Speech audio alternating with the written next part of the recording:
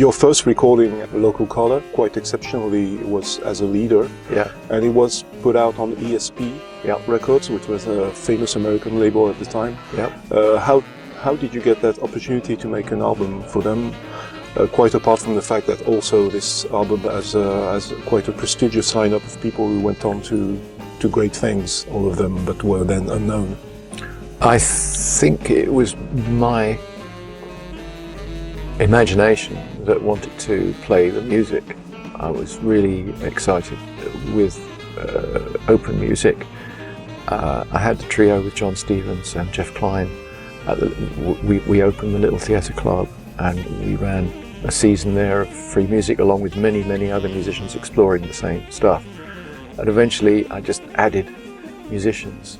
At some point John Stevens morphed into Jon Hiseman, and we got, I asked Ronnie Scott's club for an evening and they offered us the Monday night, which was the off night, and they said, yeah, okay. And we turned up, and a few audiences turned up, and then they offered us the next Monday, and more people turned up. And we did 6 weeks like that, at the end of which we had a completely full house, which for me was just like amazing. Playing my compositions mostly, and one of Carla Blaze. Yeah, George Khan, John Surman, Jon Hiseman, Tony Reeves, me, and it went very well. For some reason, I decided to go to the States and find out what's going on with jazz, because all I knew about it really was records and the occasional visiting musician. And I knew there was something else, and I didn't know what it was. So I went to New York and collapsed the band. Jon Hiseman went off to form Coliseum, and I went off to the streets of Manhattan and hung out with a lot of different people and took with me the recording we'd made. Somebody had suggested that I get in touch with Paul Bley. And I wanted to meet him anyway, which I did. And he said I should meet Bernard Stallman.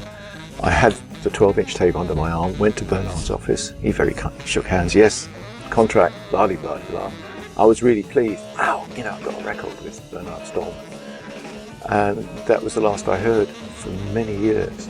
He didn't release it for a while. And I thought, wow, my career's on hold. This is my calling card to the business. Nothing happened.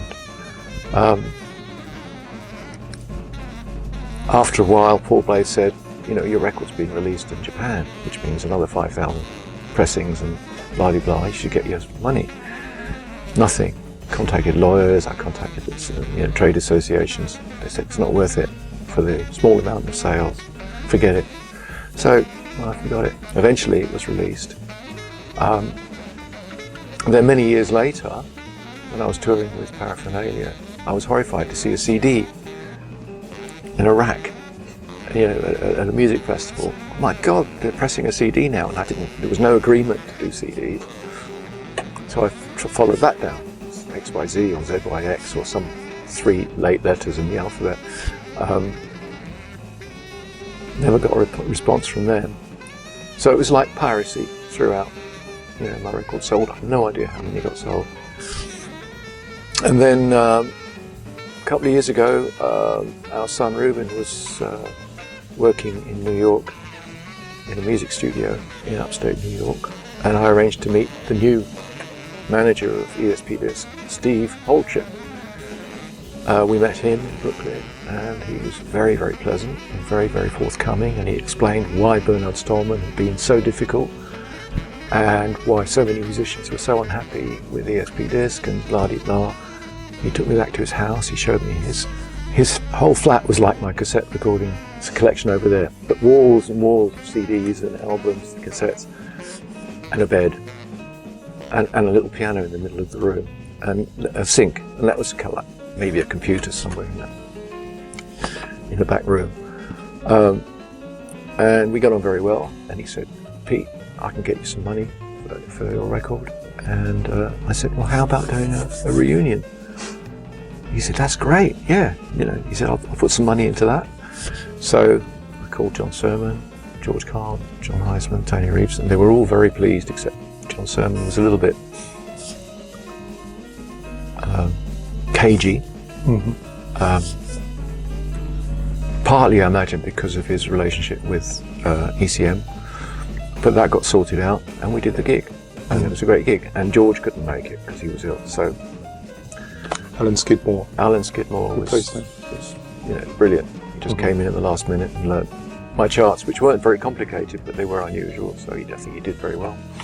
And he improvised like a loony. It was great. Did you feel at the time you were making an impact on the British scene, suddenly doing something that, an approach to jazz that was very new to the British scene? I was in the middle of it all. I know that I was responsible for some inspiration, and many others were responsible for my inspiration. And it's like a pond with people learning how to fish, learning how to fly. Something like that. I know. There was a lot going on.